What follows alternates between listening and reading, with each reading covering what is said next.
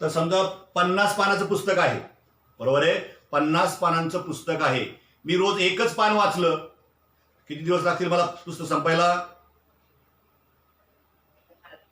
हे का नाही, 50 दिवस लागणार आहे रोज एक पान वाचल्यामुळं. मी रोज 2 पानं वाचली म्हणजे पानांची संख्या वाढवली बा मी, हे का नाही. पानांची संख्या वाढल्यामुळे काय झालं, तुमची वाचण्याचे दिवस जे आहेत ते आपोआप कमी झाले, ते 25 वर आले.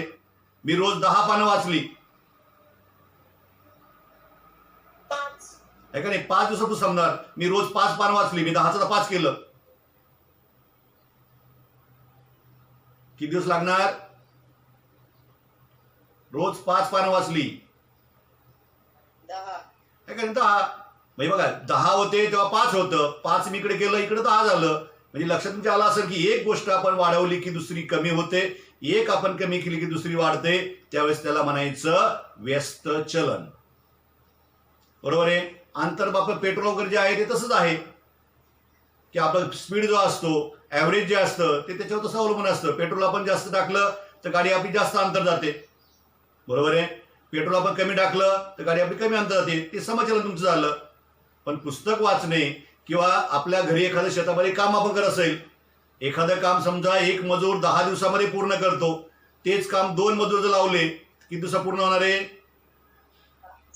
का नाही, 5 दिवसांनी. मजुरांची संख्या वाढवली की कामाचे दिवस आपोआप कमी होणार आहेत. असं ज्यावेळेस असतं त्यावेळेस त्याला म्हणायचं आहे व्यस्त चलन. समचलन म्हणजे एक वाढवलं दुसरंही वाढतं, एक कमी केलं दुसरंही कमी होतं. पण व्यस्त चलनाच्या वेळेस एक वाढवलं दुसरं कमी होतं, एक कमी केलं पहिलं की दुसरं वाढतं. असं ज्यावेळेस असतं त्यावेळेस त्याला व्यस्त चलन आणि समचलन हा आपल्या व्यवहारामधला समजून घ्यायचा भाग आहे.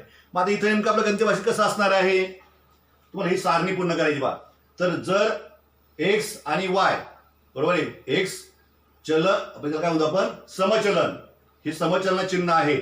एक्स आणि वाय समोर जेव्हा असतील तेव्हा समचलन किंवा X proportional to Y, X proportional to Y, proportional चिन्ह म्हणजे समचलनाचं चिन्ह ते आहे, लक्षात घ्या.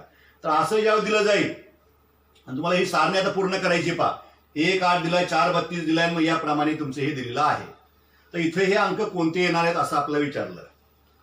जर तुम्ही नीट ऑब्झर्वेशन केलं या पहिल्या दोघांचं तर त्याच्यावर तुम्हाला हे बरोबर कळणार आहे पा.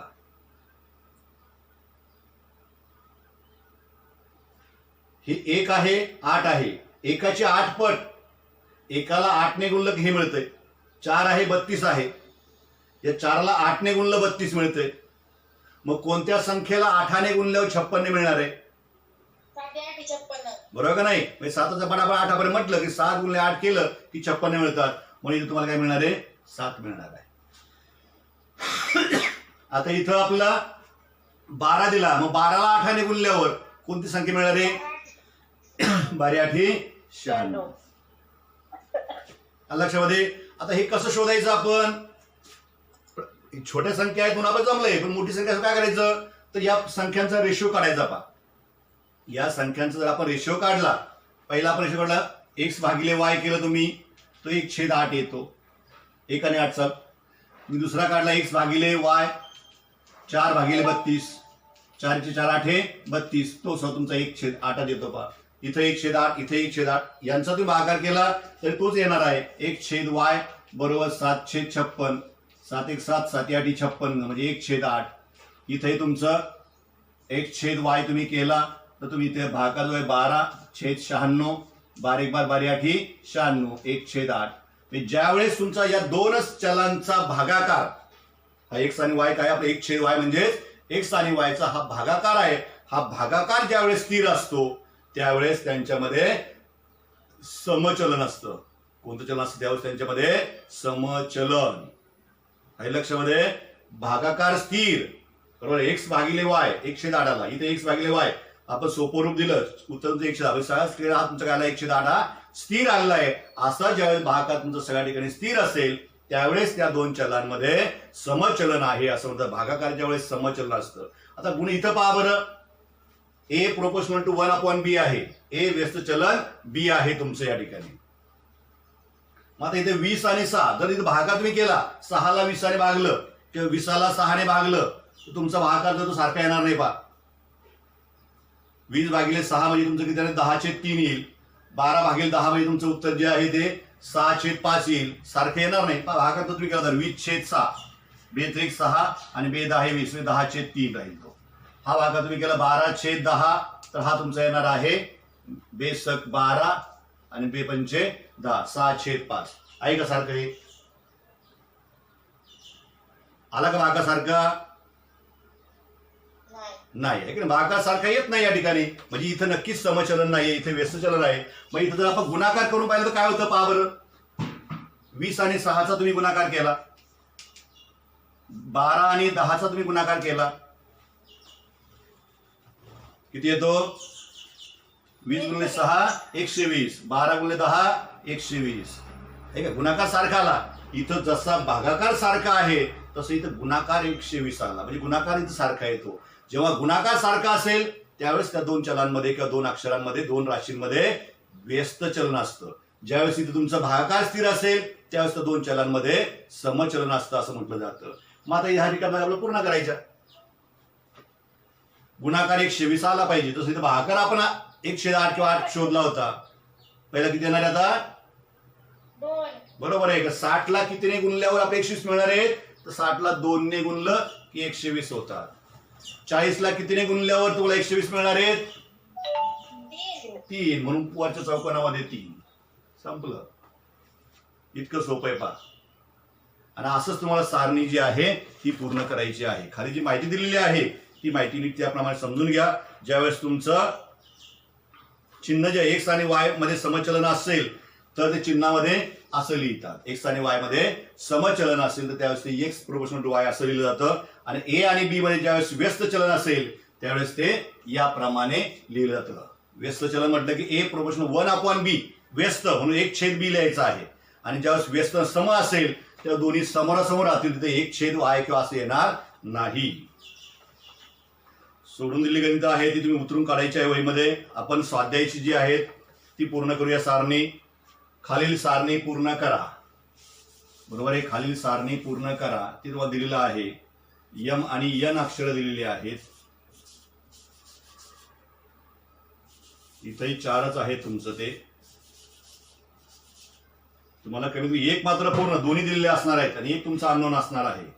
यातलं पहिलं आहे यम प्रोपोर्शनल टू यन असेल तर. हे तुमचं यम आणि यन मध्ये कोणतं चलन आहे? सम आहे का व्यस्त आहे? समचलन सर. बरोबर. समोरासमोर दिले का? दोन्ही समोरासमोर दिलेले आहेत. तिथे 1/n वगैरे आलेलं नाही म्हणून ते तुमचं व्यस्त चलन असणार नाही, ते समचलन असणार आहे. मग 2, 10, 5 रिकामा चौकोन, रिकामा चौकोन 60, 18 आणि रिकामा चौकोन.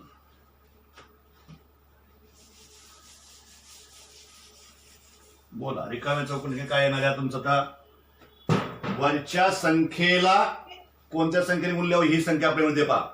या दोघांचा भागाकार 2×5 बरोबर आहे. याची 5 पट आपण केली की 10 मिळतात. की याला आपण 2 ने भागलं, बरोबर. या संख्येला 2 ने भागलं तर ही संख्या आपल्याला 5 ने भागलं, या संख्येला 5 ने भागलं, याला 2 ने 5 ने गुणा किंवा या संख्येला 5 ने भागा. वरच्या संख्येला गुणावं लागतं, खालच्या संख्येला तुम्हाला भागावं लागणार आहे. उत्तर काढता ही शोधावं लागतं तुम्हाला. मग इथं 5 आहे, वरची संख्या आहे बरोबर. किती म्हणायचं आपल्याला? 5 ने गुणायचं. मग कितीला पाहिलं? 5×5 = 25. आता खालची संख्या तुम्हाला मिळाली दिलेली आहे. मग वरती कोणती येईल? 12. वरती जसं आपण इथे गुणतोय तसं खाली मात्र भागायचं आहे बरोबर आहे. 5 ने भागलं म्हणजे 12×5 = 60 होतात म्हणून वरती 12 येणार आहे. पुन्हा 18 संख्या वरची दिली, खालची संख्या शोधायची आपल्याला. 90. बरोबर. शाबास. हे का नाही? 18×5 = 90. संपलं. सेकंड वन जे दिलेलं आहे दुसरा तक्ता तो आपण पाहूया.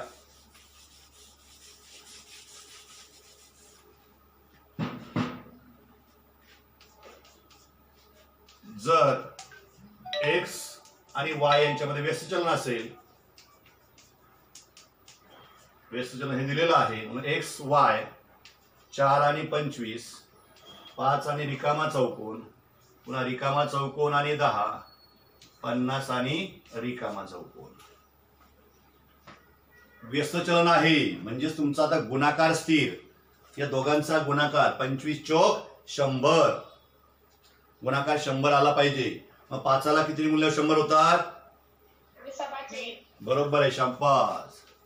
20 100 म्हणजे खालच्या चौकोनात 20 ही संख्या येईल. पुढं 10 आहे का नाही? खाली 10 दिलंय म्हणून वरती 10 100 येणार आहे.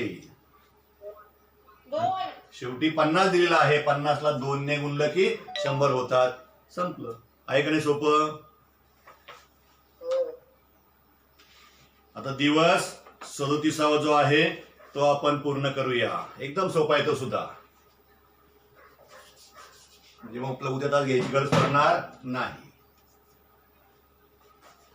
दिवस 37वा. घटक तुमचा आहे संख्यांचे वर्ग. वर्ग आणि घन. वर्ग करायचं म्हणजे काय करायचं हे सगळं आपलं माहिती असणं गरजेचं आहे. आपण 9वीला आहोत. Square and cube. संख्यांचे वर्ग आणि घन म्हणजे square and cube of the numbers. तर संख्यांचा वर्ग करायचा किंवा घन करायचं म्हणजे काय करायचं? एखाद्या संख्येचा वर्ग करणे म्हणजे त्या संख्येने त्या संख्येला एकदा गुणायचे असते. त्या संख्येचा गुणाकार जो आहे तो करायचा असतो. त्या संख्येला त्या संख्येने गुणायचं म्हणजे तो एकदा गुणाकार करायचा आहे. उदाहरणार्थ तुमचं दिलंय 5चा वर्ग आपण करायचा म्हणजे 5 गुणिले 5 किती होते? 25. 3चा वर्ग तुम्ही केला 3 गुणिले 3 तो येईल तुमचा 9. -5चा स्क्वेअर तुम्ही केला -5 तर -5 इंटू -5 रूल काय सांगतोय आपल्याला? Minus into minus. 2 negative number असतील त्यांचा प्रॉडक्ट जो आहे तो प्रॉडक्ट तुमचा पॉझिटिव्ह येतो. म्हणून -5 इंटू -5 इज ऑल्सो +25 येणार आहे. किंवा -3चा स्क्वेअर तुम्ही केला तो -3 इंटू -3 तो तुमचा +9च येणार आहे. चुकून -9 किंवा -25 लिहू नका. Square is always positive. Square तुमचा कधीही निगेटिव्ह असणार नाही. तो नंबर तुमचा ज्याचा स्क्वेअर तुम्ही करता तो नंबर तुमचा पॉझिटिव्ह असो किंवा निगेटिव्ह असो. +5 घेतला तरी 25 आला. -5 घेतला तरी +25 आला. तुमचा +3 घेतला +9 आला. -3 घेतला स्क्वेअर +9च आहे. पहा हे महत्वाचं या ठिकाणी स्क्वेअर करताना. तिथं बऱ्याच लोक -5चा स्क्वेअर -25 लिहून ठेवतात. -3चा स्क्वेअर -9 लिहून ठेवतात आणि इथं चुकतात. स्क्वेअर हा कधीही निगेटिव्ह असणार नाही. स्क्वेअर इज ऑलवेज पॉझिटिव्ह हे लक्षात ठेवा. आता क्यूब करायचं म्हणजे काय करायचं? तर एखाद्या संख्येचा घन म्हणजेच क्यूब म्हणजे घन म्हणजे त्या संख्येने त्या संख्येला 2 वेळा गुणायचे आहे. मी स्वतः त्या संख्येचा 3 वेळा गुणाकार करायचा. जसं इथं आपण 2 वेळा 3 इंटू 3 2 वेळा गुणाकार 5 इंटू 5 2 वेळा गुणाकार. जेव्हा क्यूब असेल तेव्हा त्या संख्येचा 3 वेळा गुणाकार करायचा आहे. हे समजा आपला 5 असेल त्याचा क्यूब केला आपण तर 5 इंटू 5 इंटू 5 हा गुणाकार करायचा आहे. नाही बऱ्याच गुणाकार करायचा 5 3 15 कारण तुमचा 5 इंटू 5 किती होता? 25 आणि तुमचा क्यूब केला की तो 15 येतो 15 येतो. कसं काय? म्हणून हे लक्षात घ्या. इथं आधी या दोघांचा गुणाकार आपण केला तो 25 येईल. त्याला परत 5 ने मल्टिप्लाय आपण केलं. बरोबर आहे.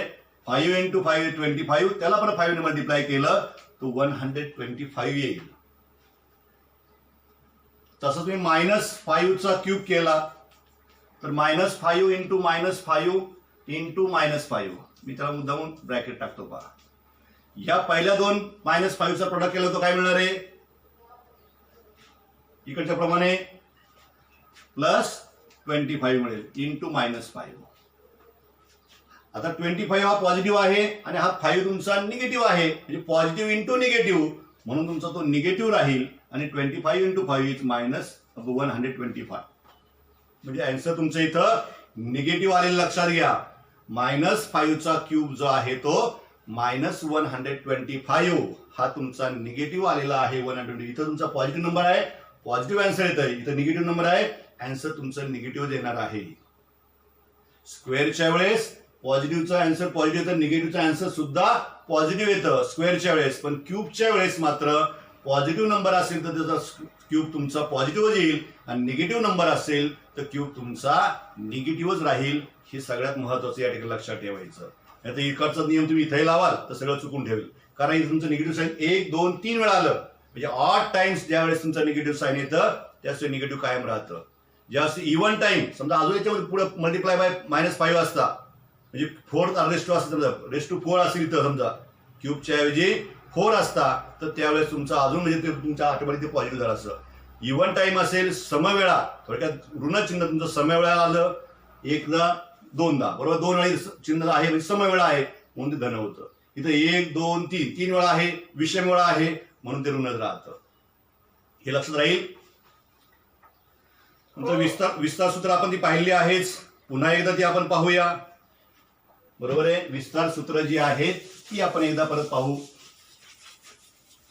a plus B bracket square आणि a minus B bracket square ही जी विस्तार सूत्र आहे a plus B bracket square काय फॉर्म्युला हा पहिल्याचा square a square plus 2 into बरोबर आहे 2 इंटू या दोघांचा गुणाकार a इंटू बी म्हणजेच ए बी आणि प्लस दुसरा जो नंबर आहे बी त्याचा square a plus B bracket square equal to a square म्हणजे पहिल्याचा स्क्वेअर प्लस 2 इंटू 2 हा फॉर्म्युला मधलाच आहे लक्षात घ्या 2 into a into B A B plus second number जो आहे बी त्याचा स्क्वेअर. a मायनस बी चं पण असंच आहे a minus B bracket square पहिल्याचा स्क्वेअर a स्क्वेअर राहील फक्त तुमचा हा मायनस इथं असल्यामुळे -2ab येतो. ए बी जो आहे तो -2ab जो आहे तो मायनस येणार का इथे a मायनस बी आहे -2ab प्लस बी स्क्वेअर. हे बाकी कुठेच बदल नाही. ए स्क्वेअर आहे बी स्क्वेअर आहे तर 2ab इथं प्लस आहे इथं प्लस आहे म्हणून इथं मायनस आहे म्हणून 2ab तुमचं इथं मायनस आहे. बाकी कुठेही बदल नाही फक्त एका चिन्हाचा फक्त दोघांमध्ये बदल आहे. इथे a प्लस बी आहे इथे a मायनस बी आहे 2ab इथं प्लस आहे 2ab इथं मायनस आहे एवढाच फक्त डिफरन्स दोघांमध्ये आहे तो लक्षात घ्या. आणि मग ते कसं करायचं ते आपल्याला पाहायचं आहे. स्वाध्याय जो आहे तो आपण सोडू हे लक्षात येईल. तर तुम्हाला वर्ग आणि घन लिहायला सांगितले पहा 1 ते 10 संख्यांचे ऋणसंख्या धनसंख्या दोन्ही दिलेल्या आहेत. त्याचा विचार करून तुम्हाला वर्ग आणि घन जे आहे ते लिहायचे आहे. मी सगळे आता लिहून देत बसत नाही 1 2 तुम्हाला फक्त करून असं चार्ट वर दिलेलं आहे पहा. संख्या तिचा वर्ग तिचा घन पुन्हा संख्या वर्ग आणि घन फक्त 1 ते 10 पर्यंतच आहे. 1 2 3 4 5 6 7 8 9 आणि 10. इकडे तुमचं ऋण 1 ऋण 2 ऋण 3 ऋण 4 ऋण 5 ऋण 6 ऋण 7 ऋण 8 ऋण 9 आणि ऋण 10. इकडे धनसंख्या दिल्या आणि इकडे ऋणसंख्या दिल्या एवढाच फक्त फरक आहे. काय होईल मग वर्ग तुमचा एकाचा वर्ग 1 गुणिले 1 एकच येईल. एकाचा घन सुद्धा एकच येतो. ऋणसंख्येचा वर्ग तुम्ही केला ऋण 1 गुणिले ऋण 1 तो धनच येईल पण त्याचा घन जो आहे तो मात्र ऋण 1 राहील. 2चा वर्ग 2 गुणिले 2 4 घन 3 वेळा गुणाकार केला म्हणजे 8 होणार आहे. इथं तुमचा वर्ग 4 येईल पण तुमचा घन हा ऋण 8 राहील. चिन्ह तुमचं ऋण राहील. इथं घन संख्येला सगळ्या ठिकाणी ऋण चिन्ह येणार आहे पहा. 3चा वर्ग 9 घन 27 तर याला 3 ने गुणायचं. घन करता या प्रत्येक नंबर पर या नंबरने गुणायचं. या दोघांचा गुणाकार केला की पुढचा नंबर मिळतो आपला. इथं तुमचं 9 आणि इथं -27 पुढे तुमचं 16 16 चौक 64 25 25 5 36 36 आणि 6चा गुणाकार 6 6 36 18 आणि 3 21 बरोबर आहे म्हणजे 216. 7चा 49 आणि 7 9 63 6 7 चौक 28 आणि 6 34 343 येईल. 8चा वर्ग 64 तर हे तुमचं 8 चौक 32 3 8 चौक 48 आणि 3 51 म्हणजे 512 येईल. 9चा वर्ग 81 9 1 9 9 8 72 729 10चा वर्ग 100 आणि 10चा घन 1000. याप्रमाणे हे तुमचे वर्ग आणि हे तुमचे घन. आता इथे वर्ग जे आहेत ते आहे असेच राहतील. वर्गामध्ये काही बदल होणार नाही. फक्त घन तुमचं काय होणार आहे हा -64 येईल. हा तुमचा -125 येईल. हा तुमचा -216 येईल. -343 -512 -700 29 आणि -1000. फक्त क्यूब जे आहेत, घन जे आहेत ते निगेटिव्ह येतील. बाकीचं हे आहे असं सारखंच येणार आहे. म्हणजे किती? 16, 25, 36, 49, 64, 81 आणि 100 हे तुमचे पॉझिटिव्हच राहतील. त्यात काही बदल होणार नाही. फक्त क्यूब जो आहे, ऋण संख्येचा वर्ग आपण घन जो आहे तो तुमचा मात्र निगेटिव्ह येईल. स्क्वेअर मात्र तुमचे हे पॉझिटिव्हच असणार आहेत. नाही तुम्हाला की हे निगेटिव्ह आहे मग स्क्वेअर पण निगेटिव्ह असं नाहीये. स्क्वेअर तुमचे पॉझिटिव्ह आहे ते लक्षात घ्या. पुढचा आणि शेवटचा आपलं घ्यायचा विस्तार करा मधली गंत 4 आहेत ती आपण पाहूया. हा चार्ट तुमच्या वहीमध्ये लिहून काढायचा आहे. स्वाध्याय सोडवायचा आहे. तुम्हाला पटकन मी करून दाखवलंय.